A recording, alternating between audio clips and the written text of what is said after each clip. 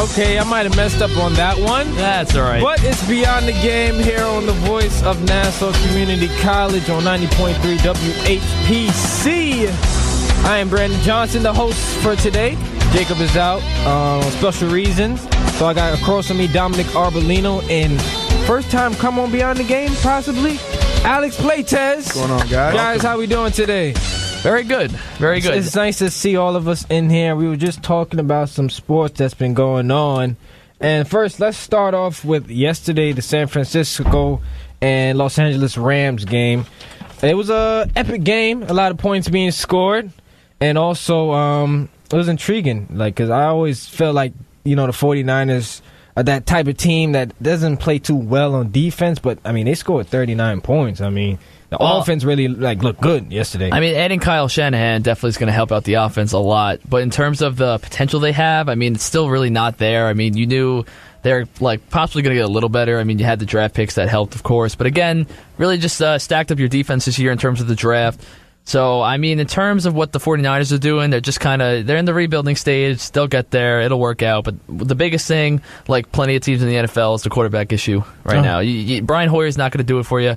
Matt Barkley's not going to do it for you. I know. I'm not even sure if he's on the team anymore. I think he possibly got cut, but he was one of the bigger signings because, but I don't know. Yes, it's an unfortunate situation because, they just got Kyle Shanahan as their coach. They need a franchise quarterback. Brian Hoyer is clearly not the franchise quarterback. He's been all over the league. He's not a great, starting He's a veteran, too. Yeah, he's a veteran. A veteran's not gonna do it. Basically, what you want a veteran for is if your team is complete all around except for quarterback, where you need to add that veteran guy. Yeah. But even by then, you're still probably going to get outplayed. It's never the same. You have to have pretty much, if you want to win in this league, you have to have a franchise quarterback. That's what it comes down to every week. Absolutely. Let me just let the listeners know out there that the Rams pulled out the victory against the 49ers with a score of 41-39. The move to Los Angeles could be a good one for the Rams because of the connection between Jared Goff and his weapons that have been holding its own. With Todd Gurley having a bounce-back year, do you all think the Rams have a legit shot for the NFC West division? Seeing how the Seattle Seahawks have played, yeah, it's true. I really don't know. I think if the Rams defense can step it up, and especially when it comes down to the games against Seattle, because those are probably going to be the biggest games for them. I don't see the Arizona Cardinals being a threat, nor do I see the 49ers being a threat. So I think the Rams' biggest threat is the Seahawks. And if you look at them on offense, the Seahawks, they've really not been doing well. Russell Wilson just totally doesn't look the same. Losing.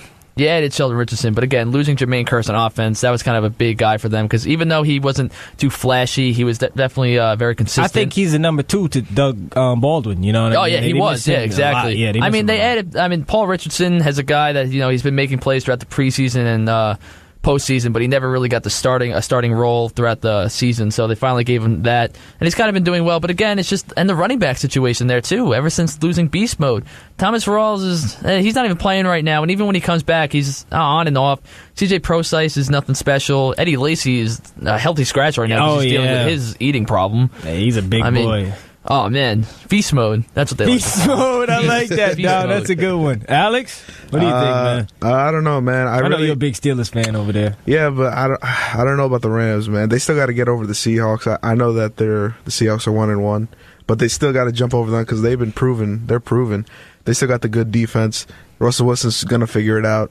And they still got to jump over the Cardinals. I know the Cardinals are off this year because of David Johnson, but still, I never would have thought they were good a couple years ago when they won 11 games. Yeah, and they still basically have the same roster. So it's true. I just think now you talking about the Cardinals, right?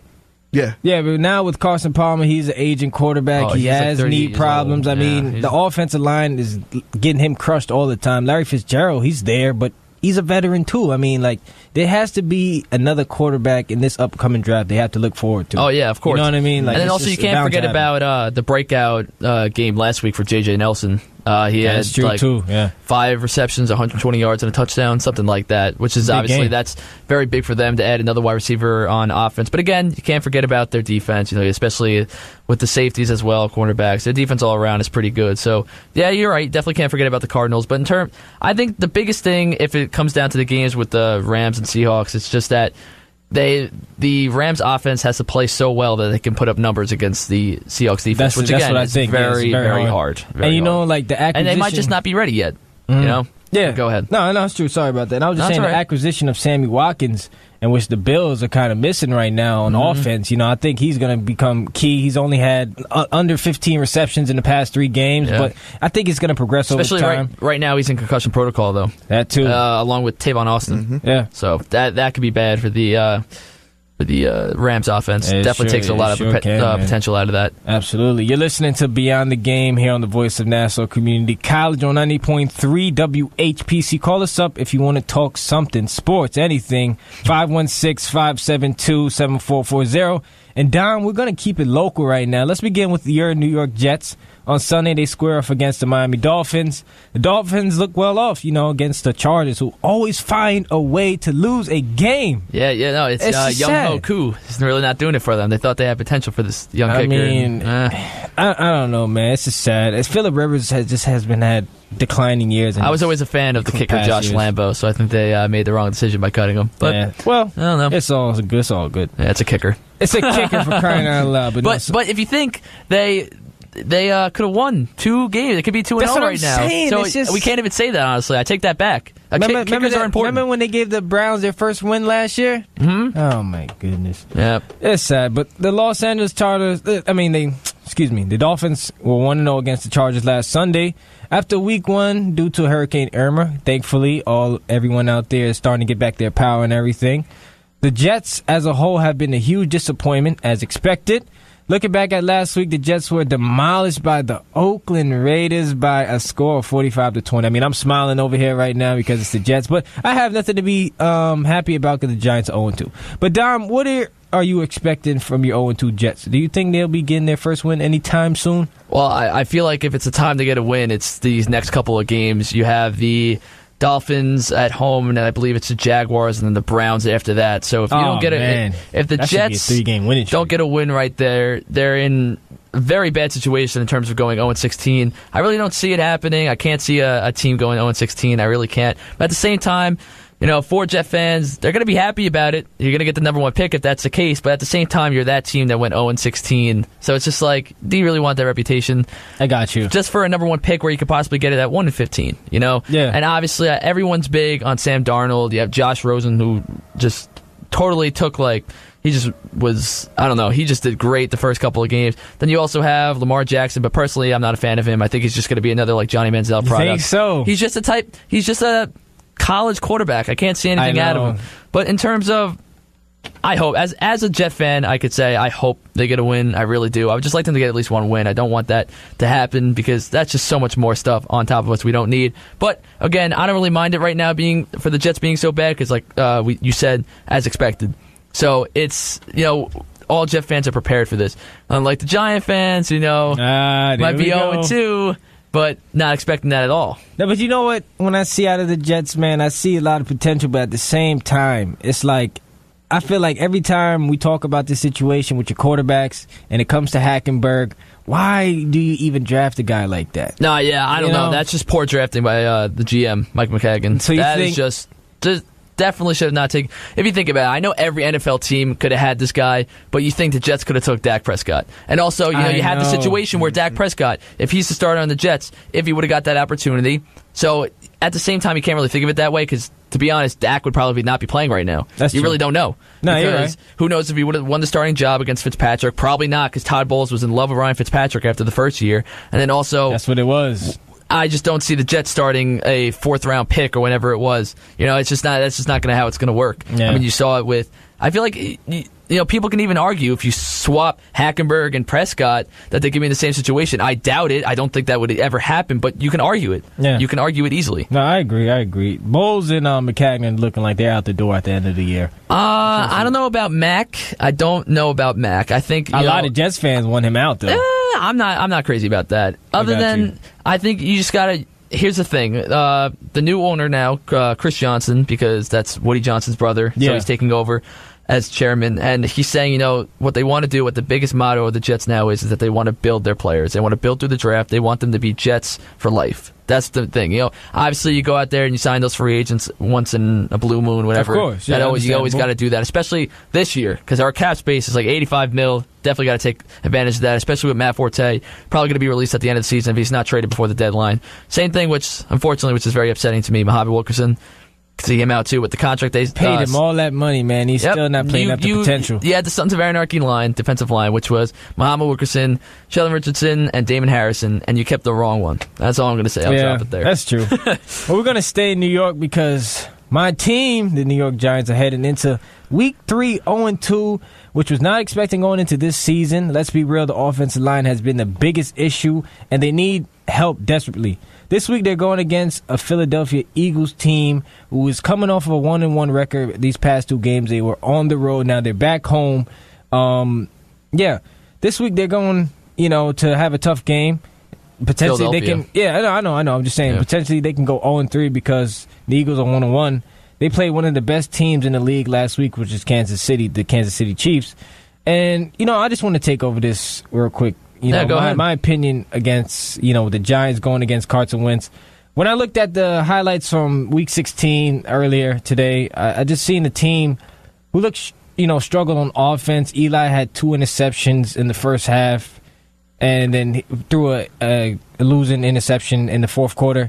But it's going to be very hard because if you keep Carson Wentz in the pocket, I think he might have trouble. If he gets outside of the pocket, he's going to be mobile. He's going to make plays on his feet, and it's going to be more first downs, which we can't avoid to happen. This is where I can argue this. I don't know if you've been watching football like every Sunday or like every game, but for the New York stations like CBS and Fox, we've had the Eagles on each week. So I got to check out the Eagles. I watched them against the Redskins, and I watched them against the Chiefs. And let me just say this, that their defense, their front seven, is very good this year. And the fact that the Giants' offensive line, again, that is your biggest issue with this offense. It's just that if Eli can't do anything in the pocket, he's not going to be able to do anything. He's not going to be able to go out of the pocket. He can't move. He's slow. And it's just that type of quarterback he was. He was never fast at all. It's just that type of quarterback he is. And also the biggest thing, too, I feel like, is the connection between Odell. If you guys don't have that, if the Giants do not have that, then what does the offense have? I know. And this is the thing. Odell plays 60% of the snaps, so this week is going to be a major factor for him to play in 100% if possible, because going against the Eagles secondary, I think we can tear them apart. The most important thing is that we have to be mindful of the defensive line. You got Brandon Graham, Fletcher Cox. He just got a new contract. Mm-hmm. He's playing Michael Kendricks too. Up to par, Michael Kendricks. And Michael Kendrick is a guy that is almost on the trade block, and they're always thinking about releasing him every offseason at deadline, but they never get rid of him, and he always puts up numbers. Like, I don't understand why. Like, just take him off. Take him off. Give him his contract. He deserves it. He's been a beast ever since. Ever since the Eagles been doubting him.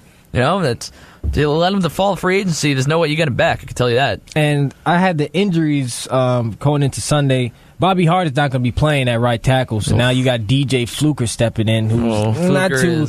It's going to be didn't fill up the potential. Yeah, he didn't. Not at technically, all. It was San Diego at the time, but now Los Angeles. And also Janoris Jenkins, he's still questionable. He hasn't practiced today. I think that's going to be key. If we don't have him, then the secondary is history. Yeah, they upgraded their wide receivers too, even though they traded away Jordan Matthews, but. No, I mean, they still got good players. Like Nelson Aguilar is having a good year so far. Yeah, which was a surprise. Torrey Smith as well. He's doing what he's doing. Absolutely. Zach Ertz is finally coming into key again, which is good. Like I said, it's going to be a tough game. We're on the road. The Eagles is the first home opener. I mean, you expect them to play hard. And plus, our defense is going to play well, I believe. But if we can't contain our gaps and we let Darren Sproles or a guy like LeGarrette Blount get wild and start rushing over 100 yards, LeGarrette Blount has not been anything I know. Scary. I mean, but he can have a breakout game. Well, and also you got to realize that it also is a division game. You can't forget about that. It's a rivalry. You can't really predict those. I mean, obviously, I personally think the Eagles are going to take it just because of right now they're just a better team. But again, division game, anything could happen at that point. I just wanted to say this for this game. I just feel like the Giants have come out with the running game. Like, honestly, the Eagles' defense is ranked them 28th. Regardless, that doesn't mean anything, but I think we need to establish the running game. I think that's most important. Again, it's just the bottom line is that it comes down to that offensive line. How can you develop a running game when that offensive line is just getting destroyed, It's like sad. manhandled by the defensive line. And Justin Pugh. I have very high hopes for Justin Pugh, and if you just look at him right now, not filling his potential, Not even at with all. Western Richburg. And Eric Flowers. We're not even going to talk about him. Let me just bring this up real quick because this is really funny. Yeah, go ahead. On Tuesday, I was able to meet Damon Harrison, Davin Tomlinson. That's a good.